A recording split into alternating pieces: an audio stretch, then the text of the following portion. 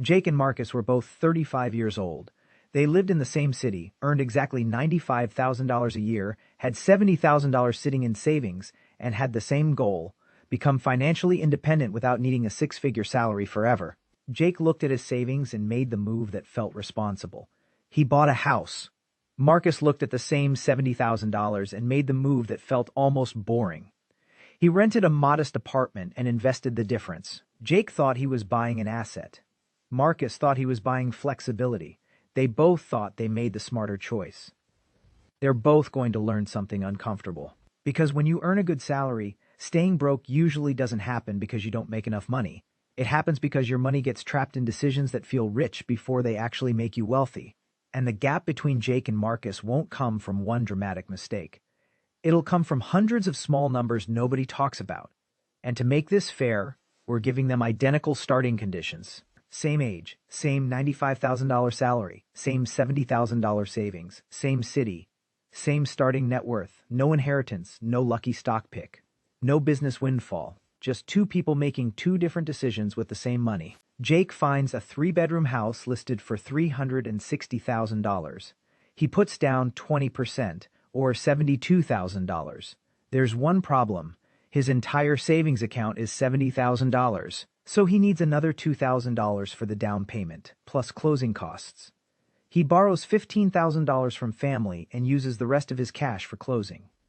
His mortgage is roughly $288,000 at 6.75% for 30 years.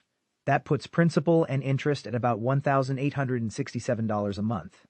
Then come property taxes, roughly $300 a month.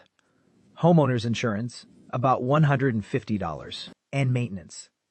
A reasonable planning assumption is 1% of the home's value per year, or about $3,600. That's another $300 a month. So Jake isn't really paying $1,867 a month. His basic ownership cost is already around $2,617 a month before utilities, repairs beyond the normal maintenance budget, and transaction costs. Marcus looks at the same $360,000 house and says no. He rents a similar place for $1,700 a month. He keeps $55,000 invested and $15,000 in cash reserves. Instead of putting nearly every dollar into the house, Marcus invests $30,000 immediately and contributes $900 a month. At a hypothetical 7% annual return, that money has a very different job. It isn't visible. Nobody compliments Marcus for having an investment account. Nobody takes a picture of it. Nobody says "nice portfolio" when he walks into a barbecue. Jake gets the keys. His friends see the house. Marcus gets an automated brokerage statement. And this is where people get confused, because feelings and math are two very different things.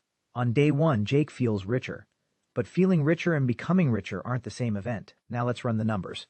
At the end of year one, Jake has made 12 mortgage payments. He's paid roughly $22,400 toward principal and interest. But only around $2,800 of that has reduced the loan balance. The rest is interest. Add roughly $3,600 in property taxes, $1,800 in insurance, and $3,600 in maintenance. That's about $31,800 in insurance. And there's another number Jake doesn't see on his mortgage statement: opportunity cost. The $55,000 of additional capital tied up in the house could have remained invested. Marcus, meanwhile, paid $20,400 in rent. He invested his planned $10,800 of annual contributions and kept his $30,000 initial investment working. At 7%, his invested balance is around $43,000 by the end of year one, before considering the remaining cash reserve. Jake's house might have appreciated. Let's say it rises 3%. That turns a $360,000 house into $370,800. Sounds great. On paper, that's $10,800 of appreciation. Sounds great, until you subtract everything else. Jake has paid thousands in interest, taxes, insurance, and maintenance. And if he sold the house tomorrow, a typical selling cost range of roughly 6% to 8% could consume $22,000 to $30,000 of a $360,000 sale. That's the first hidden trap. The number everyone watches is the home price. The number that matters is what you actually keep. Now move to year 3. Jake's mortgage balance has fallen to roughly $276,000. If the house appreciates 3% annually, it's worth around $393,000.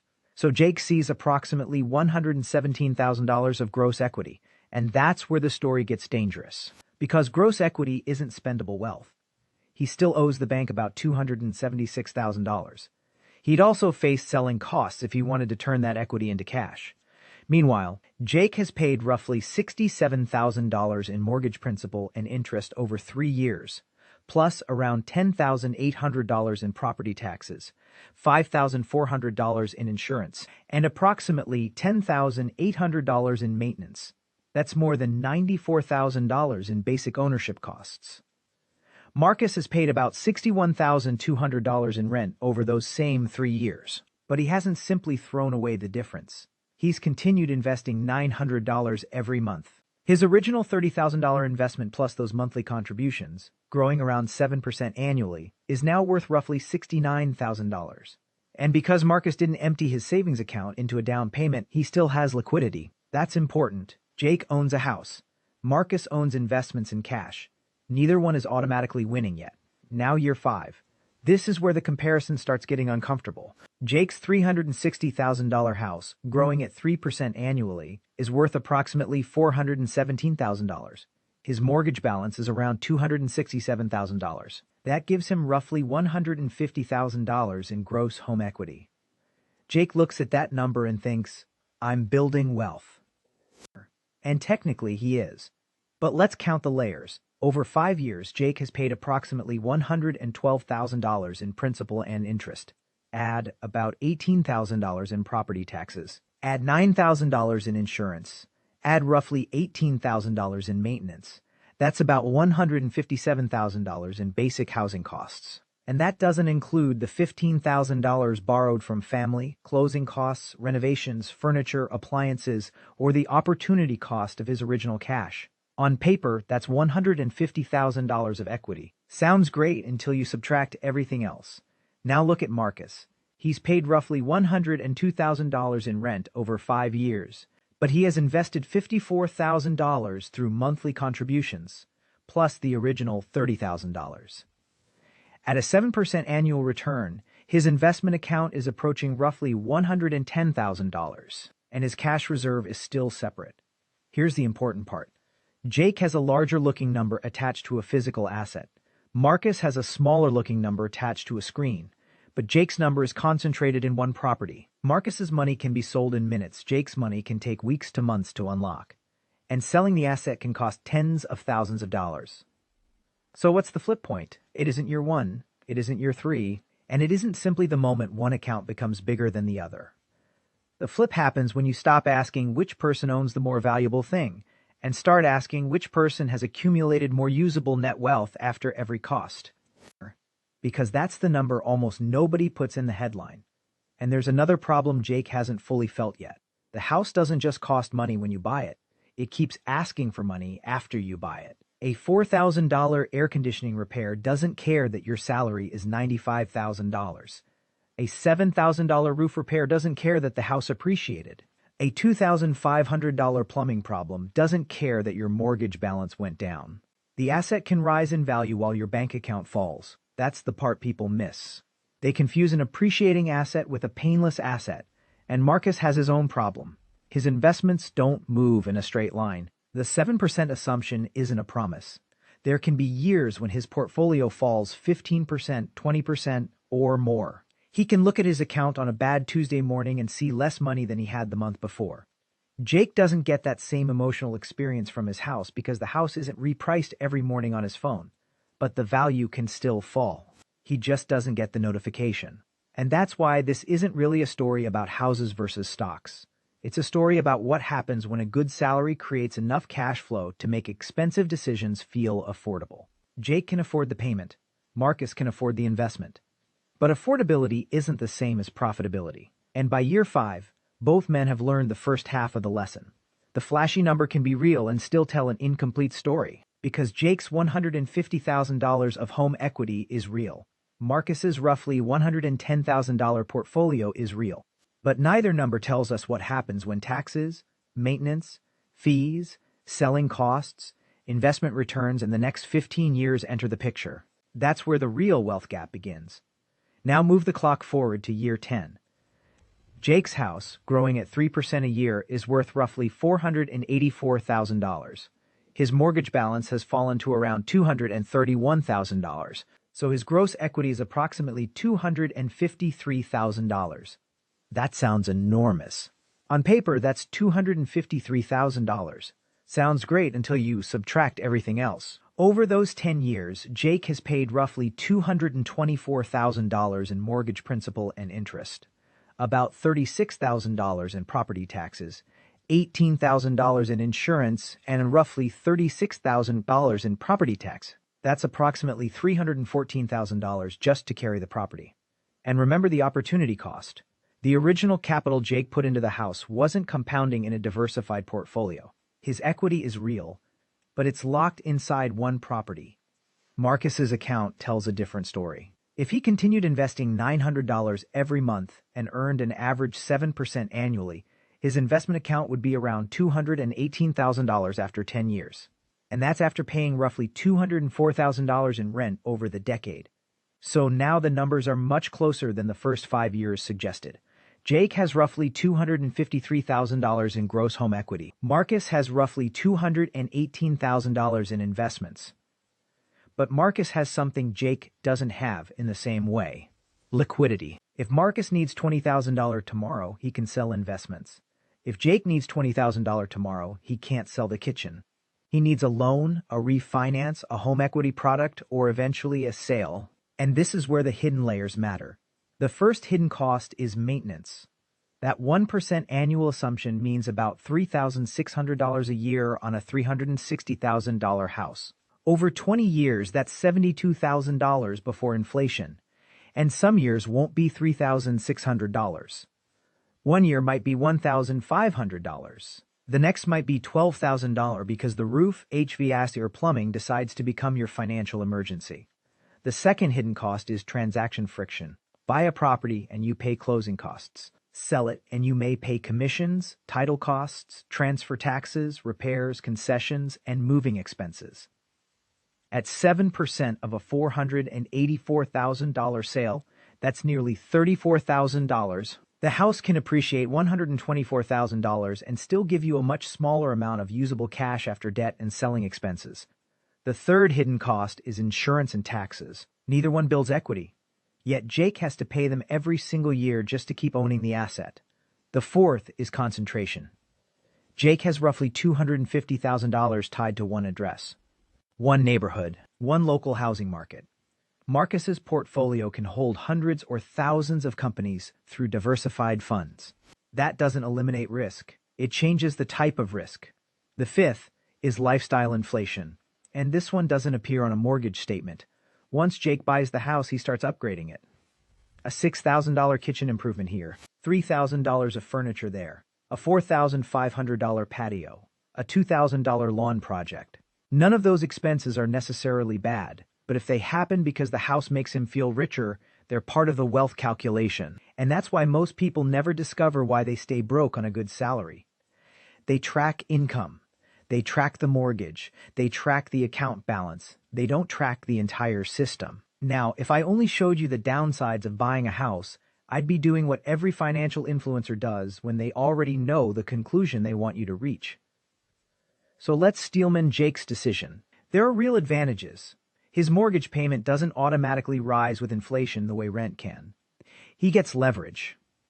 Jake controls a $360,000 asset with $72,000 of initial equity. That's powerful when prices rise. If the property appreciates 3% in 1 year, that's $10,800 of appreciation on the entire property, not just the cash he invested. That's the advantage of leverage. And Jake gets housing stability. He isn't negotiating with a landlord every 12 months. He can remodel. He can stay for 20 years. And if he eventually qualifies for the federal home sale exclusion, the IRS says a qualifying homeowner may exclude up to $250,000 of gain from a main home sale, or up to $500,000 for qualifying married couples filing jointly. So no, buying a house isn't automatically a bad financial decision. In fact, there are situations where Jake clearly wins. If comparable rent is $2,400 while the full ownership cost is $2,000, the math changes. If Jake plans to stay for 15 or 20 years, the transaction costs become less important because he's spreading them across a longer holding period. If he house hacks by renting out part of the property and collects $1,000 a month, that's $12,000 a year of income that Marcus doesn't have. And if the property appreciates 5% instead of 3%, the long-term result changes dramatically. A $360,000 house growing at 5% for 20 years becomes roughly $955,000. At 3%, it's only about $650,000. That's a difference of more than $300,000 from one assumption. So the question isn't, is real estate good? The question is, what does real estate look like at my purchase price, my interest rate, my rent alternative, my holding period, and my maintenance costs? Now look at Marcus. His strategy has weaknesses too. He has market volatility. His $218,000 portfolio at year 10 could temporarily fall 20%. That's a $43,600 decline on paper. Jake might experience a housing downturn too, but he doesn't get a daily statement showing every move. Marcus also has no guaranteed 7% return. 7% is a planning assumption, not a promise, and rent doesn't create equity. At the end of a 10-year lease, Marcus doesn't own the apartment. He is paid for housing. That's it. So if rent is unusually cheap compared with buying, Marcus can win. If the house costs $360,000, but an equivalent rental costs only $1,300 a month, buying becomes much harder to justify. If Marcus is moving every 2 or 3 years, buying can be especially expensive because he repeatedly pays transaction costs. And if Jake's employer transfers him after 2 years, the house can become an anchor instead of an asset. Now, let's go all the way to year 20. Jake's house at 3% annual appreciation is worth approximately $650,000. His mortgage is nearly paid off, leaving perhaps a small remaining balance depending on the exact amortization and timing. So his gross equity could approach $620,000 to $650,000. That sounds like the obvious victory. But remember the costs. 20 years of maintenance at the original 1% assumption alone represents about $72,000 before inflation. 20 years of property taxes could easily exceed $70,000. Insurance could exceed $40,000. And mortgage interest adds another enormous layer. The house may be worth $650,000, but Jake didn't acquire $650,000 for free. He spent hundreds of thousands carrying it.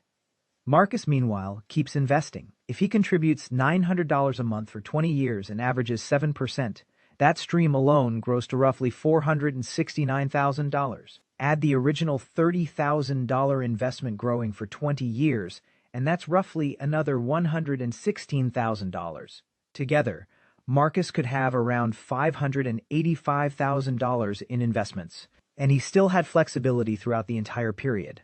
But here's the lever that changes everything. What if Marcus increases his monthly investment by just $200? Instead of $900, he invests $1,100. That extra $200 a month, compounded at 7% for 20 years, grows to roughly $104,000. Not $48,000. Not $50,000. That's what compounding does to small recurring decisions. And that's the deeper reason people with good salaries stay broke. They focus on the $5,000 purchase. They ignore the $200 decision repeated for 20 years. The Federal Reserve's financial accounts show just how large these two broad wealth categories are in the American household balance sheet. In the June 2026 release, owner-occupied real estate was about $47, $9 trillion, while directly and indirectly held equity shares were about $67, $8 trillion. Both are major sources of household wealth. Neither one is magic, and neither one guarantees that the person holding it will become wealthy. So if you're earning a good salary and wondering why your net worth isn't moving fast enough, don't start by asking how to make more money. Start by running the complete numbers on the money you already make. Step 1. Calculate your true monthly cost of housing, not just rent, not just principal and interest. Add property tax, insurance, maintenance, repairs, HOA fees, utilities that change with the property, and realistic selling costs. Step 2. Calculate the opportunity cost. If you're putting $60,000 to a down payment, ask what that $60,000 could become if invested for 10 or 20 years. At 7%, $60,000 becomes roughly $118,000 after 10 years and about $232,000 after 20. That's the number sitting underneath the decision. Step 3. Compare net wealth, not headlines. Don't compare a $650,000 house with a $585,000 brokerage account and declare a winner. Subtract debt, subtract transaction costs, account for maintenance, account for taxes, account for investment contributions, account for the value of liquidity, then compare what you actually own. Because the biggest financial mistake isn't buying a house, and it isn't renting. It's making a 6-figure decision with a 5-minute calculation. Jake and Marcus both walked away thinking they made the smart play. Jake believed the house would make him wealthy because every month he was paying down a mortgage, and every year the property could rise in value. Marcus believed investing the difference would make him wealthy because his money could compound without being trapped in one property. Both beliefs contained some truth. Neither one ran the full numbers, and that's the point. Most people don't stay broke because they're stupid. They stay broke because their financial decisions are built around the number that's easiest to see. Salary, mortgage, car payment, house price, investment balance. But wealth isn't one number. It's the result after everything else has been included. The real trap isn't buying or renting. The real trap isn't real estate or the stock market. The real trap is making the decision based on hype, headlines, or someone else's opinion instead of running the numbers for your own situation. Because the person who earns $95,000 and spends every dollar can stay broke. The person who earns $95,000, controls fixed expenses, invests consistently, and gives compounding 20 years can build substantial wealth. Same salary, different system. And if you're wondering what happens when you combine both strategies, use real estate for leverage while simultaneously building a diversified investment portfolio, that's a completely different conversation. Because then the question isn't which path wins. The question becomes how much leverage you can safely use without turning your biggest asset into your biggest liability. Did you include everything? Because the answer that includes everything is the only answer that matters. If this video helped you see something you didn't know was there, subscribe to Money Mindset Lab and hit the notification bell. We break down the hidden math behind the financial decisions you face every day.